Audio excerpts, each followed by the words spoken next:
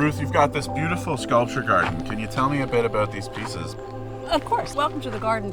This is one of my earlier bronzes. It's probably as close to a self-portrait as I might ever go. In fact, based on the idea of my grandmother, who raised 10 children during the Depression.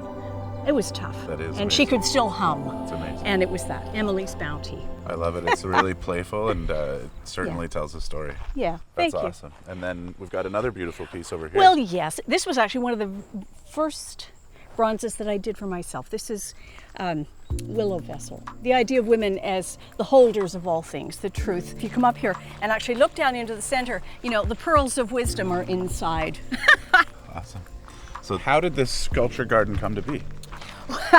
Well, my husband and I had bought a small piece of landlocked property, deciding that we could plant trees, but I always wanted a garden.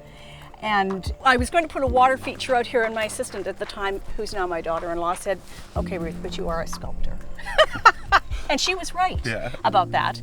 You know, so this is actually a curious little piece. I've called it Eureka, this idea where you just have this moment of understanding how something works, and the coin dropping, maybe. Beautiful. I love it. Part of the beauty of art is that it can be open to anyone's interpretation, but it's a privilege for me to hear yours first, perhaps. Thank you. We've got another one here. Yes, I had messed around with the idea of eggs because I just love them as symbol, I love them as structure, I love them as form. So this was one of a series. It's a piece about how we embrace ideas and make them real. Yeah, love it. Thank you. This concept of building this garden, you dedicated a space to these temporary events, and it's gone on to live as its own thing? This garden, I think, is sort of Mom and Dad's garden. They moved in with us summer of 2020, and they passed away both last fall. Okay. But it's perfect. We needed a place like this. What I love about this, really, is that it's the biggest outdoor living room ever. You know, which on one hand, we had hoped, like when I laid it out and I walked through the trees, and I wanted it spiral, so you had a sense of this whole space that always drew you around and embraced you. Awesome. It actually worked. Yeah, these eggs, obviously this is a completely different form, different medium. This is laser cut steel. The idea of patterning and then capturing space from flat to dimensional. Yeah. Oh my gosh, yeah, I'm gone for that. I wanted a trio each made with the symbology of the monotheistic religion. So we have a Judaic, an Islamic, and a Christian. And in the end, I sort of resent the fact that I'm drawn to them.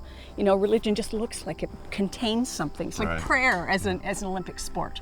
I'm waiting for that. You know, is it about something or not? Yeah. Not for me to answer, only for me to wonder, I think, in that one. But yeah, here, I looked for large egg cups and I couldn't find any. Ruth, I understand this is a family tree. Can you tell me a bit about it? I can. When my parents turned 50, it was their 50th anniversary. And I said, I can make you a family tree. So I started with a flat paper pattern, and I've cut in the profiles. So built into all of this, we've got 2 grandparents and 4 children and their spouses and 9 grandchildren in this one piece. Wow. So you'll like this piece, I think. This was a tribute to artists. It's the author, the painter, it's the performer, and it is the musician. And of course, it's Dali's soft, flabby clock. You know, it's all about the sort of time factor, because we are both the timekeepers and the responders to all the problems of our time. And I've always loved limericks because they're so sassy. They let ideas grow to vex or subvert the sublime. It doesn't aggravate you. Yeah. Now, this one over here has caught my eye since we've been here. Can we have a look at this one? Of course. This one, another human, genderless, because we're all messing with the halo of the world.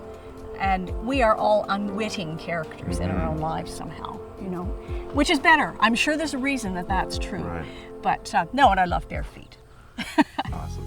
Well, Ruth, your garden is beautiful. The sculptures, the flow of it all, your explanations to your work were just a pleasure and a joy, and I think that I'm better for it. And it's just been an amazing pleasure to tour this with you and spend the afternoon with you. You're welcome. Yeah. Enjoy the public ones. It's been a pleasure to share the private ones. Awesome. Well, thank you so much for having me here.